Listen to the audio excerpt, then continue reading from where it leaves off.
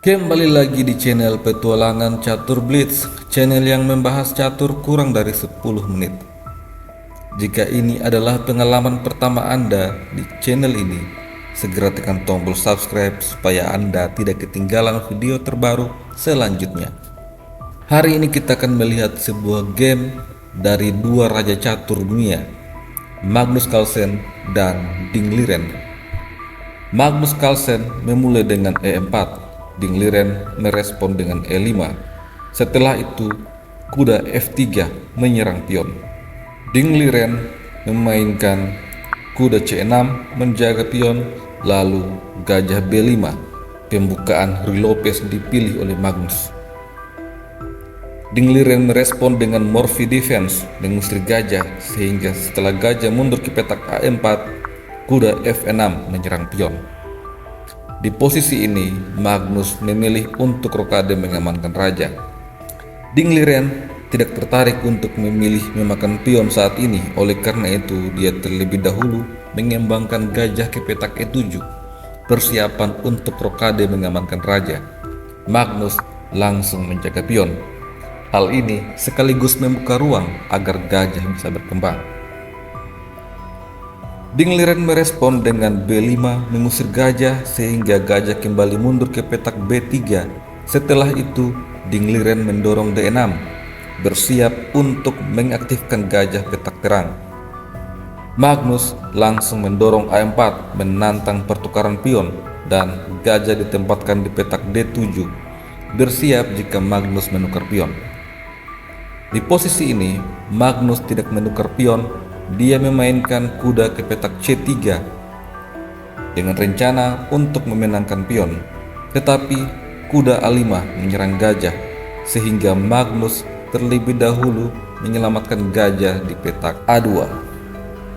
Ding Liren memiliki dua pilihan, mengambil pion atau menyerang kuda, dan di posisi ini Ding Liren memilih untuk menyerang kuda. Kemudian kuda mundur ke petak E2. Setelah itu, Ding Liren mendorong C5, memulai inisiatif serangan dengan pion-pion yang ada di sayap menteri. Magnus Carlsen menarik mundur kuda ke petak D2. Setelah itu, Ding Liren rokade mengamankan rajanya. Kemudian Magnus mendorong F4. Niat utamanya tentu saja adalah membuka lajur F. Di posisi ini, Ding Liren membawa benteng ke petak B8. Setelah itu, kuda diadu. Kuda makan kuda, gajah makan kuda menyerang pion, dan pion A5. Ding Liren mempercantik struktur pion. Magnus kemudian menukar pion F. Setelah pion makan pion, sekarang lajur F telah terbuka dan Magnus akan mulai menyerang dari lajur ini. Olehnya itu, kuda G3 dikembangkan. Setelah itu, Ding Liren menarik mundur kuda ke petak E8. Menteri H5 masuk untuk menekan pion F dan dibalas dengan kuda D6, menyerang gajah sambil menjaga pion. Magnus Carlsen menjaga gajah tetap di atas papan, oleh karena itu gajah ke petak D5, dan Ding Liren membawa gajah ke petak F6. Kemudian Magnus mendorong B3, sehingga sekarang semua pionnya berada pada petak terang. Oleh karena itu di posisi ini, Magnus ingin terjadi pertukaran gajah petak terang dan bisa menyerang dengan gajah petak gelapnya, karena pion-pion Ding Liren ada pada petak gelap. Ding Liren kemudian memainkan G6 mengusir menteri. Menteri mundur sambil menyerang gajah, dan gajah mundur menjadi gajah fianchetto. Setelah itu, gajah D3 menyerang pion C. Benteng menjaga pion, dan menteri menambah tekanan pada pion. Oleh karena itu, Ding Liren menempatkan menteri di petak C7, membantu benteng menjaga pion. Pada posisi ini, Magnus Carlsen menempatkan gajah di petak G5. Tujuan selanjutnya mungkin ke petak F6 atau ke petak E7. Ding Liren kemudian memilih untuk mengadu gajah. dan Magnus menukar gajah. Setelah pion makan gajah, sekarang struktur pion Dingliren dalam keadaan yang tidak bagus. Magnus Carlsen kemudian menyelamatkan menteri. Setelah itu benteng makan benteng, benteng makan benteng, dan Dingliren kembali mengadu benteng. Magnus Carlsen tentu saja mengambil benteng. Setelah itu gajah makan benteng. Sampai di posisi ini, analisa komputer menunjukkan bahwa putih jauh lebih unggul dibandingkan hitam. Dingliren memiliki pion-pion lemah yang dapat menjadi sasaran serangan, apalagi pion-pion tersebut berada pada petak gelap di mana Magnus memiliki gajah petak gelap. Oleh karena itu, Magnus Carlsen berupaya untuk menghilangkan kuda dan menteri. Magnus menarik mundur gajah kembali ke petak E3 menyerang pion, dan sekarang kuda mundur ke F7 untuk menjaga pion. Menteri ke F2 kembali menambah tekanan dan kuda mundur ke petak D8. Setelah itu Magnus menarik mundur kuda ke F1. Menteri E7 tetap memberikan pandangan pada pion. Lalu kuda D2, kuda ke C6, setelah itu kuda C4. Sekarang ada 3 objek serangan bagi Magnus. 3 pion ini membuat Dingliren berada dalam kondisi overload. Oleh karena itu, dia mulai menyerang dengan H5 dan Magnus membalas dengan H4, menghentikan laju pion. Setelah raja G7, G3, raja kembali ke G8, lalu raja G2, raja kembali ke G7, G4. Dingliren memakan pion dan hal ini memperparah struktur pionnya.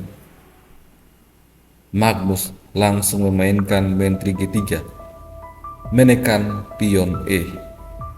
Dingliren mencoba untuk menjaga pion, tetapi gajah menyerang menteri. Setelah itu, menteri harus mundur ke petak F7 dan kemudian Magnus langsung makan pion, memaksakan pertukaran kuda. Kuda makan kuda, menteri makan kuda, skak, raja ke H7. Setelah itu Magnus melanjutkan rencana untuk menukar menteri. Menteri diadu. Jika menteri makan menteri sekarang, maka Dingliren punya 30 pion yang akan segera dihabisi oleh Magnus. Oleh karena itu, Dingliren membawa menteri mundur ke petak E8 dan raja ke petak G3. Gajah mencoba menyerang menteri, tetapi menteri kembali diadu dan menteri B8 skak.